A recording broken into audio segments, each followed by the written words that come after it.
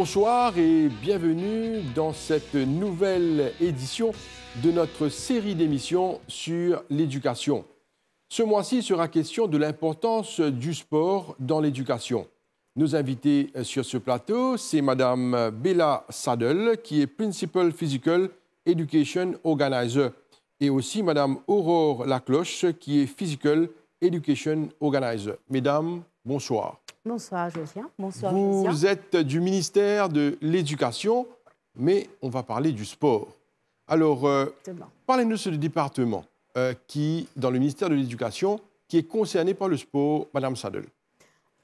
Merci pour cette question, Josiane, parce que beaucoup de personnes, quand on dit qu'on s'occupe du sport et de l'éducation physique, ils pensent que nous sommes affectés au ministère de la Jeunesse et des Sports.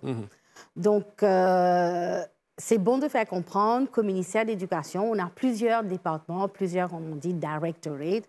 On a la section primaire, secondaire, planning, international et tout.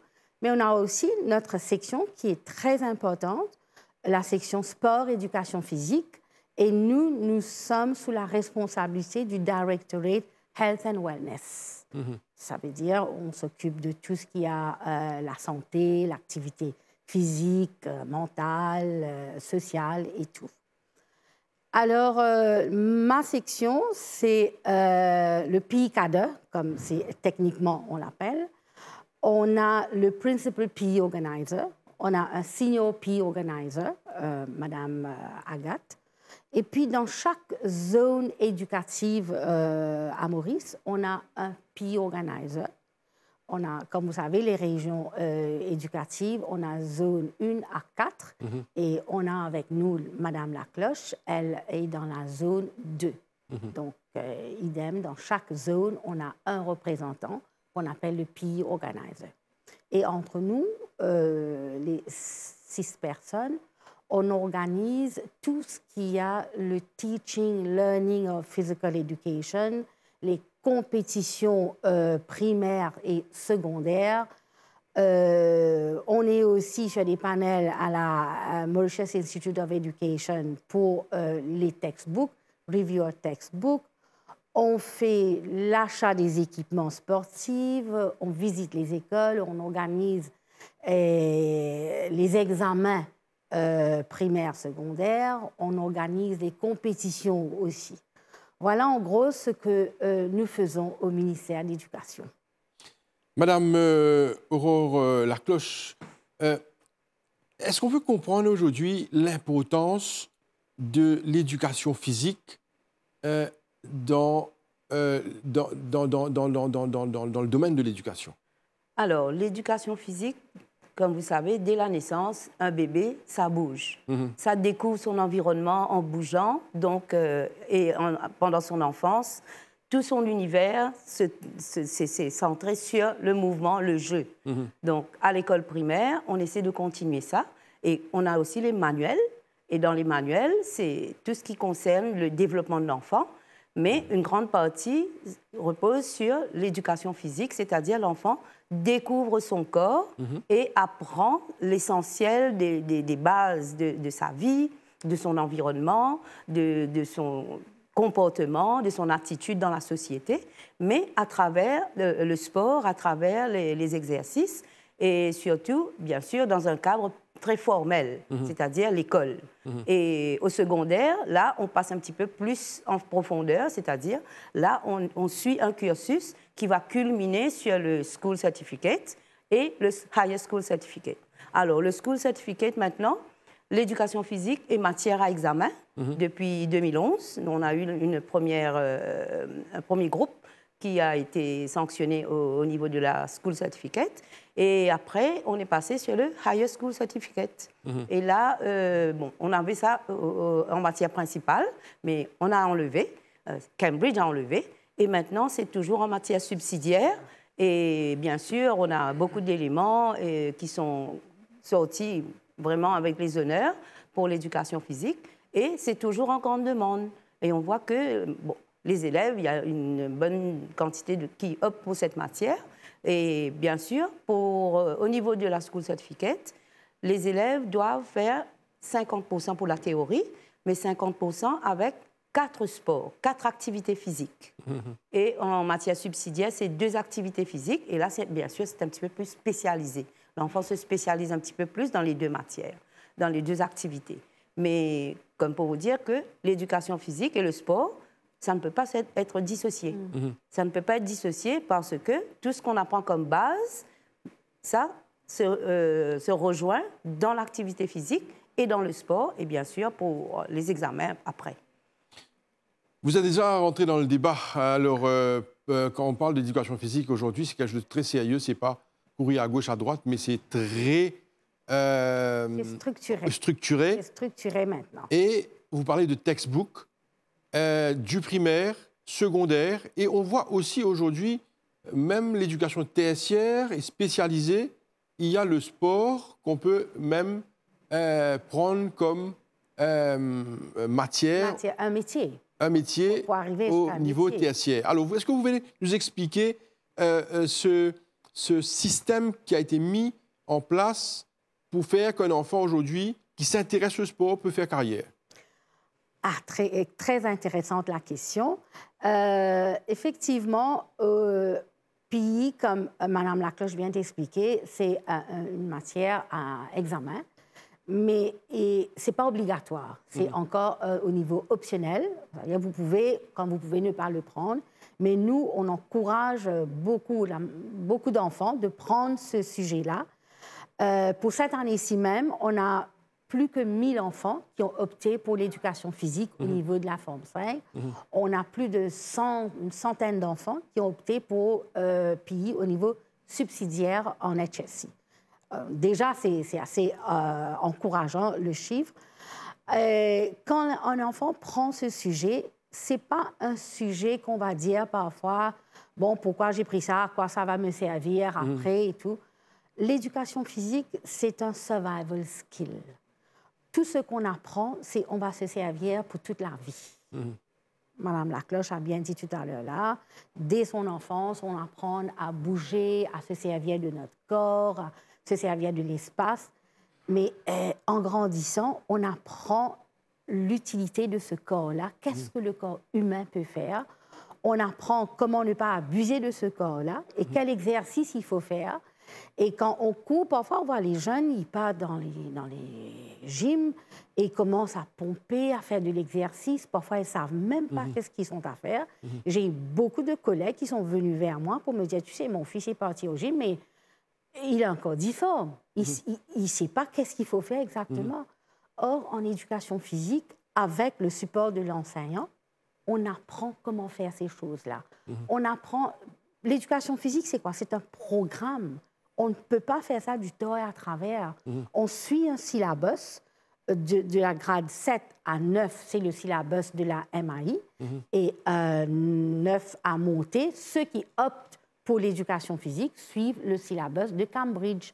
Alors, c'est quelque chose de très structuré et très scientifique. Quand un enfant prend PI, il apprend comment utiliser son corps. On a l'anatomie, on a la physiologie, on a comment travaille le cœur, la circulation du sang, comment on doit respirer, comment on doit faire tel exercice, et qu'est-ce que sont les choses qu'on ne doit pas faire, qu'est-ce qu'on peut faire. Alors l'enfant est bien encadré avec ce syllabus-là. Maintenant, on a beaucoup de parents, parfois les enfants sont intéressés, mais les parents ne sont pas convaincus. Les parents disent, qu'est-ce que tu vas faire avec ça? Tu vas faire PI, qui travaille pour gagner pour PI? Mais non, on a une panoplie de carrières qu'on peut faire grâce à ce sujet, éducation physique. Tout le monde pense que si on prend l'éducation physique, ah, tu deviens professeur PI. Mais ça ne s'arrête pas là. Oui. Certes, c'est vrai, comme nous, on était athlètes de haut niveau. On s'est lancé dans le domaine de l'éducation du sport. On a étudié, on a fait notre degré en éducation physique. Et puis, on a choisi une carrière qui mène vers le sport. Alors, comme carrière, on a, bien sûr, au ministère de l'Éducation comme enseignant, au ministère de la Jeunesse comme sports officer, comme animateur sportif, On a aussi la force policière, parce que si vous faites physical education, il faut que vous soyez fit, bien sûr. Et donc, on a la force policière, on a Coast Guard, on a Special Mobile Force, on a les médias, on a les médias comme animateurs sportifs, on a aussi le ministère de la Santé, vous pouvez faire la médecine sportive. Si vous avez fait jusqu'à l'HSI l'éducation physique, ça vous a préparé pour faire un médecin ou la médecine sportive, la physiothérapie, la kiné. On est préparé pour faire tout ça. On a d'autres métiers comme le self-employed aussi. Vous pouvez ouvrir votre gym, vous pouvez être un animateur pour l'aérobic, pour la Zumba. Donc, on est bien, on peut avoir une ouverture dans le côté de la recherche sportive. Et du côté vestimentaire aussi. Commencer une tenue styliste vestimentaire ou peut-être pour les athlètes à haut niveau, quels sont les matériels qu'il vous faut, comme les nageurs. On ne peut pas mettre n'importe quelle sorte de swimming suit pour aller faire une compétition de haut niveau.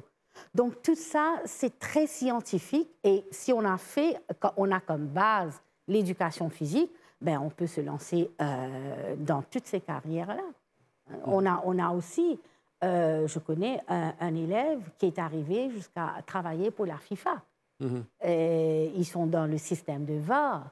Donc, c'est pas limité quand vous faites l'éducation physique. On a toutes sortes d'ouvertures, que ce soit locales, que ce soit internationales. Dans beaucoup de filières, on a une percée pour faire une carrière.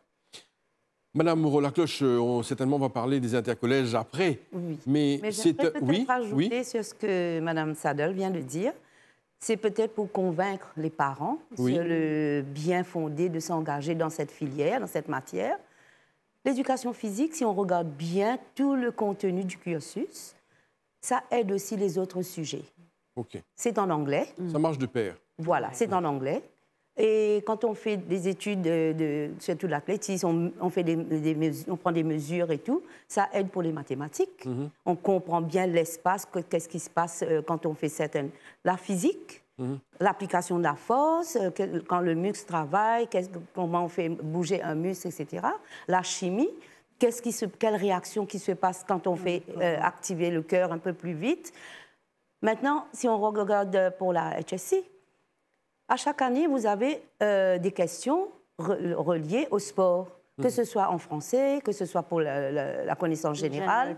Donc, vous avez des questions liées au sport. Donc, l'élève est déjà armé et a une certaine confiance pour entamer ces papiers-là. Donc, peut-être pour convaincre les parents, justement, laisser les enfants peut-être opter pour cette matière. D'ailleurs, ils ont le choix pour 8 matières en School Certificate.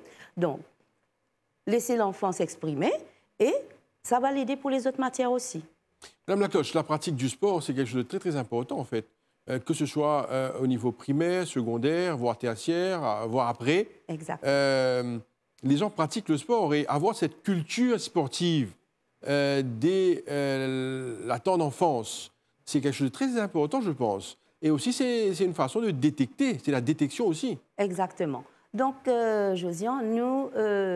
on est des convaincus, vous êtes dans le domaine, on est dans le domaine.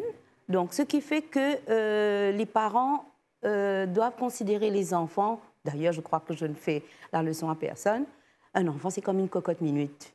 OK? Donc, ça emmagasine l'énergie, mais ça doit laisser sortir. Donc, il est vrai qu'à l'école primaire, secondaire, les enfants sont dans des salles de classe majoritairement dans la journée. Donc, arrivé à un certain moment, ben, il faut que, ça souffle un peu. Il faut que ça s'exprime un peu. Il faut que cette énergie-là soit dépensée. Donc, c'est pour ça qu'on recommande, d'ailleurs, ce n'est pas moi, c'est la médecine qui le dit, hein, ce sont les médecins, l'enfant doit être actif au minimum 30 minutes par jour. Donc, pendant la journée aussi, il faut que, bon, certains profs le font, c'est très, très honorable de leur part, mais il faut que ces enfants-là, quelque part, pendant la journée, aillent à l'extérieur, se défoulent, font des jeux, bien sûr, encadrés, sous la supervision stricte des profs, et que ces enfants-là puissent jouer un petit peu, et puis hop, on se calme les enfants maintenant, on retourne en classe, Et là, on va pouvoir se calmer et se concentrer un petit peu mieux. D'ailleurs, ce n'est un secret pour personne. Les médecins disent qu'il faut que l'exercice physique, la dépense énergétique, ça marche de pair avec la concentration. Donc, mais Madame Lacloche, on sait qu'au niveau secondaire, il y a dans le cursus, il y a l'éducation physique. Est-ce que dans le primaire aussi, c'est intégré? Alors, oui, il y a depuis quelques années ce qu'on appelle le Holistic Education Program. Donc, ce qui fait que ce prof, cet éducateur, s'occupe aussi de l'éducation physique et de la santé dans le primaire. Mais bon, il fait aussi plusieurs autres sujets. Donc, quelque part, bon, on va essayer de trouver le juste milieu pour ça. Mais heureusement, les enfants aiment bien. D'ailleurs, certains médicaux disent à moi, Miss, vous connaissez? Zou qui tous les enfants viennent de l'école, ça, quand il y a pillé. Donc, c'est ça. Mais un enfant, c'est ça. Ils aiment jouer, ils aiment bouger, donc c'est la matière qu'ils préfèrent, bien sûr.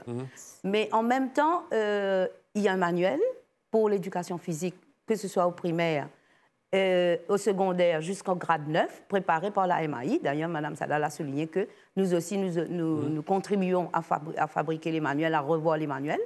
Donc, mais après, c'est au niveau de Cambridge.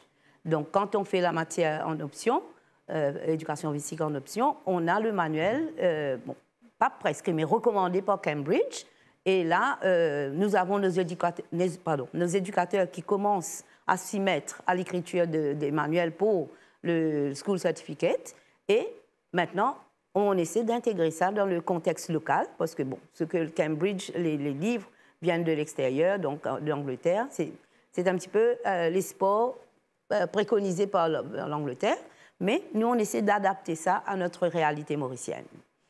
Madame Bella Sadel, vous organisez également des compétitions. Il y a quelques semaines, on est passé par les Jeux intercollèges. On a renoué avec les Jeux après plusieurs années. Alors, comment ça a été cette expérience? Alors, une très belle expérience, pas difficile, mais très challenging, mais couronnée par un très grand succès. On a commencé les phases régionaux à partir du mois de mai. Oui, mai. On a commencé. L'organisation, on a commencé à partir du mois de février, mars. Mais on a entamé les toutes premières compétitions au niveau régionaux au mois de mai. Et pour culminer avec les grandes finales pendant la semaine du 14 au 18 juillet. Alors, on a offert 5 activités sportives. On a eu le volleyball, le football, le badminton, le table tennis et l'athlétisme. Alors, on a eu beaucoup d'écoles qui se sont enregistrées, un record d'ailleurs, auprès des années précédentes. On a eu 155 écoles secondaires qui se sont enregistrées, qui ont participé, pardon. 162 se sont enregistrées et 155 ont participé réellement. Et on a cumulé au maximum 11 000 enfants. 11 000 enfants, 11 387 plus exactement, qu'on a reach out. Pour les différentes disciplines. Dans les différentes disciplines. Dans les différentes disciplines, on a compté phases régionaux et phases finales. Pour les 5 disciplines, on a eu autant d'enfants. Et les enfants étaient vraiment enchantés de prendre part dans cette compétition, parce que c'est après longtemps qu'on a eu les phases régionaux et nationaux en même temps. Parce que les années précédentes, avec la pandémie et tout, parfois on arrivait à faire juste au niveau régional ou juste au niveau national. On ne passait pas par les régionaux. Mais là, on a donné toute la panoplie. Les athlètes étaient vraiment dans leur plat. Alors, ils se sont bien comportés. C'est une chose que je dois dire. Que ce soit les athlètes ou les spectateurs, ils se sont bien comportés. Les enfants sont venus armés de toutes sortes d'instruments musicaux, avec leurs chants. Et ils ont animé. Il y avait une ambiance extra dans les gradins. Et ils ont supporté leurs équipes. Et on a eu de très belles performances. On a même eu un record qu'on doit incessamment homologuer. On a eu un record en javelot Donc, pour une première et avec un record national, donc pour nous, c'est quand même très bien. Et on a eu le support du ministère de la Jeunesse, évidemment. On a eu le support de la Fédération de l'athlétisme et aussi les éducateurs dans les collèges d'État et dans les collèges privés qui nous ont aussi beaucoup supportés et ils ont même travaillé comme officiels dans nos compétitions. Bon, voilà un peu l'organisation, mais là, on se rencontre incessamment. On attend la délégation sortir de la CGSEI pour se rencontrer, pour faire un bilan, premièrement, pour l'année 2025 et vous préparer pour l'année 2026. Mesdames, le temps passe tellement vite. Il nous reste encore quelques minutes pour clore cette émission. Donc, la question, quand on parle de l'importance du sport dans notre éducation, on a fait un peu le tour pour expliquer. Mais qu'est-ce que vous auriez à dire, à mentionner aux parents, Madame Lacloche, pour expliquer aux parents qu'aujourd'hui, l'éducation et le sport doivent marcher de pair? Alors, moi, pour prendre ce que Mme Sadal vient de dire, on a apporté le sport, la compétition dans toutes les régions de l'île avec les intercollèges. On a apporté le sport dans les écoles, on a fait les préliminaires dans les collèges. Donc, on a pris le sport, on a apporté dans les communautés, je dois dire. Maintenant, je fais un appel aux parents. Accompagnez votre enfant. Accompagnez votre enfant dans son cheminement dans le domaine du sport. Ce n'est jamais une perte de temps. Même vos parents, mettez-vous au sport. Parce que le temps libre, on se dit toujours qu'on est fatigué. Mais c'est peut-être un petit peu mentalement. Mais le corps, lui, n'est pas fatigué. Donc, il faut qu'on soit aussi actif que possible, le plus longtemps possible. Bien sûr, en étant guidé par quelqu'un de spécialisé ou dans le domaine médical, bien sûr. Mais le sport, il y en a pour tout le monde. Pour tout le monde. D'ailleurs, notre championne, Noémie Alphonse, il n'y a pas photo. Donc, c'est que le sport, c'est pour tout le monde. Même les enfants qui ont un petit problème de santé, allez voir votre médecin, il va vous conseiller sur ce qui est adapté à votre enfant, mais accompagnez votre enfant dans son cheminement dans le sport. Ce n'est jamais du temps perdu. Madame Sadel, aujourd'hui, nous savons que nous avons des fléaux, surtout le fléau de la drogue, qui affecte beaucoup de jeunes, beaucoup de personnes de notre société. Est-ce que vous pensez que la pratique du sport des petits contribuerait à combattre le fléau de la drogue? Certainement, certainement. L'apport du sport contribue à éviter ces fléaux, pas seulement le fléau de la drogue, mais l'agression de toutes sortes. Agressivité verbale, physique, le bullying, qu'on parle. Qui est un sujet d'actualité. C'est sujet d'actualité. Et comme ministère de l'Éducation, on fait beaucoup. Là, on est à rencontrer tous les stakeholders pour lutter contre ce qu'on appelle le bullying. Et je peux vous dire, Josiane, que le sport et l'éducation physique aident considérablement à lutter contre le bullying. Pourquoi? Je m'explique. Le bullying, c'est quoi? Vous cherchez une victime. Vous cherchez quelqu'un de faible, quelqu'un de vulnérable pour le harceler, quoi. Et quand vous faites le sport, vous développez un mental très fort, un mental sportif, un mental très fort. Vous cultivez des valeurs de respect, valeurs d'aider, comment évoluer dans la société. Et si vous pratiquez le sport, vous vous armez avec ces valeurs-là. Et vos amis, vos amis de classe, on va voir que, bon, celui-là, non, il a un caractère très sportif, il est fort, et on ne peut pas le taquiner. Donc, il faut développer ces caractères-là au niveau culture. Il faut développer la culture sportive. Et quand on fait un sport, on ne va pas aller tabasser ses amis. On peut faire l'art martiaux, on peut faire n'importe quel sport, et on ne va pas aller se servir de cette force ou de cette technique qu'on a appris pour aller tabasser son ami. Non, au contraire, on valorise ces valeurs-là.